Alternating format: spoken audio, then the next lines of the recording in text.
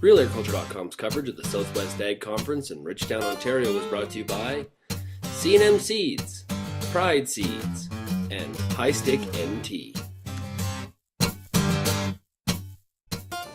We're here today on RealAgriculture.com. We're with Pat Lynch, independent agronomist based out of Southwestern Ontario. Welcome to Pat. Thanks very much, Sean. Good to be here. Pat, you're very passionate about planting early. Yes. And the benefits that come with it. There are some things you need to be concerned about. Yeah.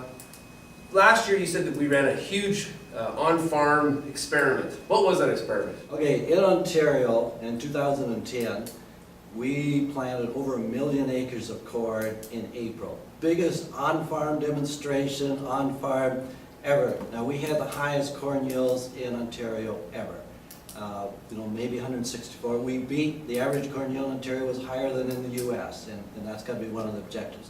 One of the main things that we did was plant early. There are growers who still don't want to plant early. There's obviously still, a lot of acres not planted in April that could have been planted in April. But if growers want to get the corn yield up, the number one thing they got to do is plant early. And it's, Sean, it's amazing because if you plant corn early, your wheat yield goes up. Right. And our farmers want wheat. And then you say, well, how can that be? Well, if you plant corn early, you're done planting corn, you're in the planting mode, then you plant soybeans. The soybeans get done, you get them planted early. If we can plant our soybeans early, which also is the number one thing to get soybean yield up, is plant early, then the soybeans come off early, we plant wheat early, and the number one thing to get the wheat, plant early. So why are people planting early more often when they have the opportunity to? Okay, John, there are 4 main reasons. 2 of them are fear of frost, and the other one is fear of emergence. And I'm working on a panel with 2 growers, and they have perfected it. Fear of frost.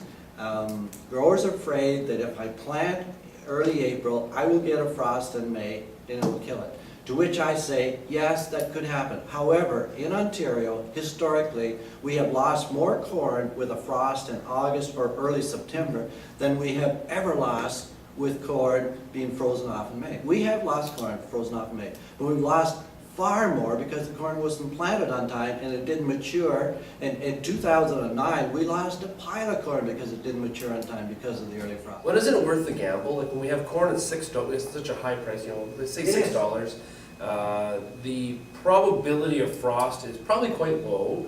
It is. It's worth the gamble. It is worth the gamble. And one of the growers, Brian McQuaitham, he's got what he calls a frost fixer, and it's his tillage tool, and it does fix frost. Okay. And I have seen similar pieces of equipment on other farmers, and when you first tell them to do it, they I can't do it. But then when they do it, they see it works.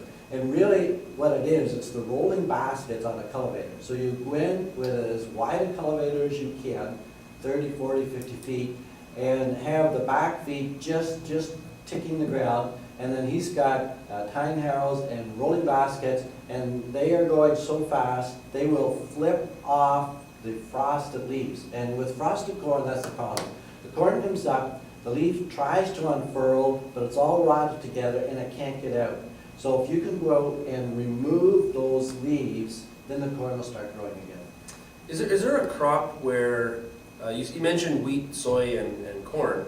Of those 3, is there one that benefits most from early planting? Yes, corn benefits most. Corn benefits most, but it is really a thing in growers' heads, and they all benefit from early planting. But if we can get them to plant corn early, the other ones, they just fall right into place. Okay, so you mentioned frost. What are some of the other reasons they don't? Okay, the other main reason is fear of emergence. And some of it is crusting, some of it is just cold, wet soil. And the other grower in this panel, Jeff Barlow, he's got some of the heaviest soil I've ever seen. This table, it's probably similar, or this table may even be lighter than the soil he has to work. That's how heavy it is. So he is used to planting early. He'll plant early in April. And again, if the soil is fit, the frost is on sand, that's what we worry about it. The emergence is on the heavier soil. So the number one criteria is planting early April, say 10th to the 15th of April, if the soil is fit. He'll plant when the soil is fit, and then typically he'll get those pounding rains in May, and then he has poor emergence. So he will go in with a rotary hoe. You've got maybe 1 or 2 days with a rotary hoe, and as Jeff says, 363 days a year is it's you're in there the right 2 days, it'll work. He's also got a Selford RTS that does it, but I've also seen growers going in with a cultivator, and they are, whoa, you know, you're going to kill the corn. You can't kill the corn. You might rip some out. I've seen it done so many times, and it works. And all you do is go in, take the cultivator, just help it out. Is planting early one of those things that, you know, we talk a lot about genetic improvements, we talk lots about obviously the fungicide application, all these, you know, integrated crop plans. Yep. Trying to get, is planting early one of those things that just makes so much sense? It's really a cheap way to increase your yield. Like, it's just so simple. It is simple, and Sean, my goal is to get farmers to understand what's going on. In Ontario, after the frost leaves the ground and starts to rot, the soil is in the best possible conditions ever. Every day after that, the soil structure deteriorates. So that if you can get in as soon as possible after the frost goes out and plant the corn, the soil is in the best possible shape. When we used to wait until May, then you'd work the ground, not quite fit, work it again, and you pulverized it, then we got into real problems. So if you can get in there as early as possible after the frost got, when it's dry, and then plant, and then you're away to the races. Now the other thing that these two growers yesterday, and I believe so firm in it, you've got to go shallow. And Jeff is good, like he says, you don't measure the 2 to 3 inches from the tractor seat. You get out there and see what it is.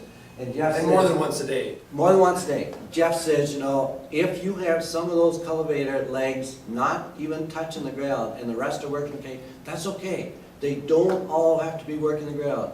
And that's a common mistake because so many cultivators are not set up properly. They're not set up, you know, level left to right or front to back. So what growers will do is they want to have all of the legs touching the ground. So that means some of them are really deep, but that's another issue. Tractor cabs are pretty comfy. Why would you want to get out of them? Yeah, and the depth is depth perception is no good from the cultivator. It's a little tough. Yeah, so, you know, if we can get growers not afraid to plant early because of crusting or poor emergence and a frost, there's going to be more money for everybody. And the other thing is we saw it this year.